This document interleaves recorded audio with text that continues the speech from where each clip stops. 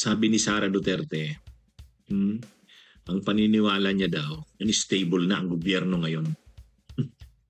Yan yung sabi niya, ha? Ang gobyerno daw ni PBBM unstable na. Mahina na, hindi na matibay. Uh, Oh, yes. Ayaw lumabas ng mga tao eh. Dati pa naman kami nagsasabi na na magsalita kayo.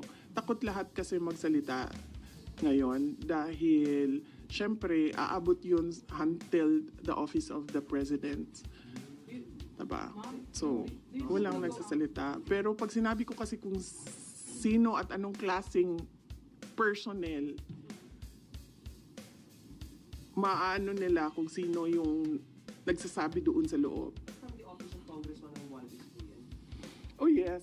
Ito din yung mga tao na nagsasabi sa akin na na aatake sila sa confidential funds. Ito din yung reason kung bakit hindi na namin ginamit yung confidential funds on the third and fourth quarter. Third and fourth quarter noong 2023 kasi sinabihan na kami na pinagmimitingan sa loob. Do you think the government is still stable? No. Ma'am, no. Our institutions are clearly abused. They are used for personal gain. They are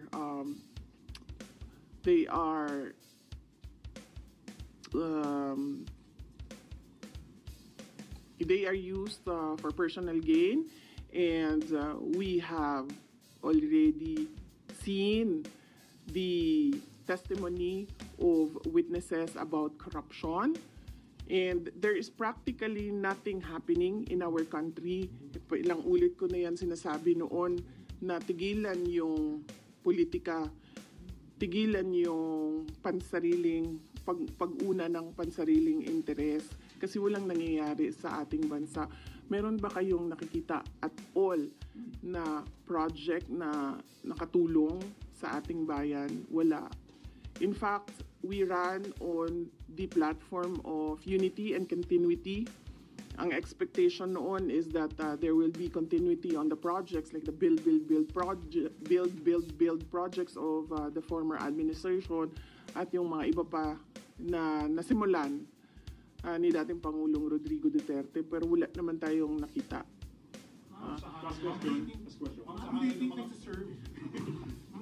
serve as an instrument? Si Sara Duterte, matapos yung pagsalang ng budget ng OVP doon sa Senado, humarap siya sa media. Tinanong si Sara Duterte kung anong masasabi niya sa gobyerno ngayon ni PBBM. Siyempre, panay komentaryo si Sara Duterte, pero ang isang bagay na nakakakuha ng atensyon ng media, sinabi ni Sara Duterte sa tingin niya hindi na matibay, unstable na raw ang gobyerno. Ang tinutukoy niya sa grabe daw ngayong korupsyon na lumalabas, sa grabing korupsyon ngayon, ang gobyerno daw ni Marcos lalong humihina. Hindi na raw ito, hindi raw siya magtataka kung sa mga susunod na araw ay lalong magalit ang mga tao at mismong Malacanang na ang pagbalingan ng galit na ito. Yan ang sinasabi ni Sara. Yung mga daw kasi ngayon, lahat na daw nakikita, corruption. Habang nakikita ng mga tao ang matinding korupsyon, humihina ang gobyerno. Lalo na itong gobyerno ni Marcos na grabe daw ang korupsyon. Yan ang sinabi ni Sara. Pero ang hindi nakikita ni Sara, sa bagay paano naman makikita ni Sara yan, hindi naman si Marcos ang pinupuntirya dito sa mga korupsyon na ito eh. Ang mahirap, pwedeng sabihin na problemado nga ang gobyerno kung ang tinutumbok na pinakapromotor ng lahat ng ito, galit ang tao kay Marcos, kay PBBM mismo. Kapag ganun siguro, totoo na medyo unstable na ang gobyerno. At kapag ganyan, baka nga maraming kudeta na ang naganap. Katulad nung nangyari nun kay Gloria Arroyo. Dahil dun sa garapalang mga korupsyon ni Gloria, yung NBNCTE, yung Hello Garci, sunod-sunod na mga pag-aalsa sa Oakwood, mga mutiny, Oakwood mutiny, Marine standoff, o yun, sila Kerubin, sila Danilo Lim, sila General Miranda, sila Trillanes.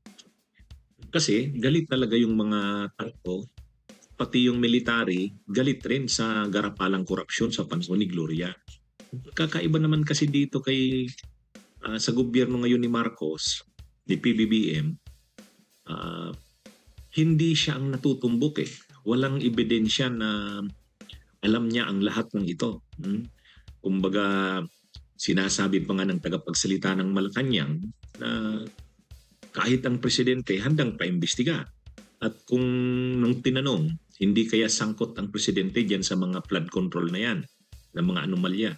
Ang sagot ni Jose Claire Castro ay kung involved ang presidente diyan, bakit niya pa iimbestigahan yan? Kaya ang isang bagay dito na naiiba sa sitwasyon ngayon, hindi ang presidente ang pinakatumbok. Hindi tulad nung panahon ni Erap na yung corruption sa wedding, kaya talaga ang tinutumbok. Yung panahon ni Gloria, si Gloria talaga rin ang tinutumbok. Ito hindi. Hindi. Kaya bagamat totoo na mayroong mga kumbaga medyo magulo ang politika dahil nga dito sa mga korupsyon na ito, nagtuturuan sila Romualdez, sila Saldic, sila Chis Escudero, ang Senado, ang Kamara, at medyo talagang mainit ang takbo ng politika dahil may mga tinatamaan nga dito sa mga anomalyang ito, korupsyon.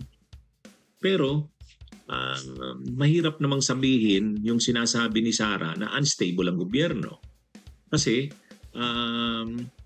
hindi naman umaabot sa punto na ang tao gusto nang pabagsakin o patalsikin si Marcos dahil dito.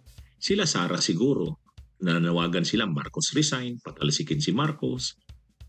Yung mga DDS ganoon. Pero yung mamamayan, hindi pa umaabot sa Marcos resign. Kahit yung mga leftist groups na nanawagan ng rally doon sa Luneta noong September 21, lininaw nila, hindi pa sila mananawagan ng Marcos resign.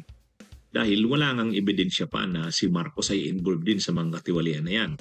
Bagamat, gusto rin nilang singilin si Marcos dahil lalo na dyan sa kapabayaan sa mga budget na yan na pinag-uusapan. Pero yung talagang tumbukin si Marcos para patalsikin na palitan na, walang ganon. Mga DDS lang ang nananawagan ganon. Kaya stable pa rin ang gobyerno. Kaya kahit anong panawagan ng kampo nila Duterte, noong September 21 nananawagan sila, withdraw na daw ng support ng military at ng PNP, hindi nangyari.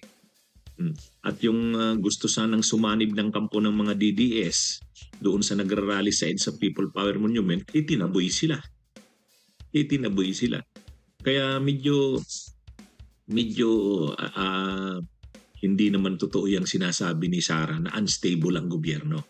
Bagamat totoo na medyo may political crisis ito kasi marami na talagang may mga senador na nai-involve at hindi pa nga diyan pinapangalanan ng mga kongresista. Pag pinangalanan ng mga kongresista, lalong titindihan. Kaya nagkakaroon ng kumbaga paguluhan sa politika. Pero hindi naman ibig sabihin yan na unstable na ang gobyerno. Ang mahirap kung ang mga tao at kahit ang military at ang PNP galit na sa gobyerno at gusto nang palitan ito. Hindi naman ganon. Ang nananawagan ng ganyan, DDS, mga Duterte. Kaya nangangarap din ng gising si Sara na sabihin na unstable na ang gobyerno. At ayon nga kay Sara, posible pang dumating ang panahon na Malacanang na raw ang panagutin ng mga tao. Ibangan natin yan kung magkakatotoo yan. Bunyog, halikan na kasama ka. Bunyog, kapag buklod ay may pag-asa. Luzon, Visayas, Mindanao, isa ang pananaw Sa bagong Pilipinas ang bunyog isisigaw. Bunyog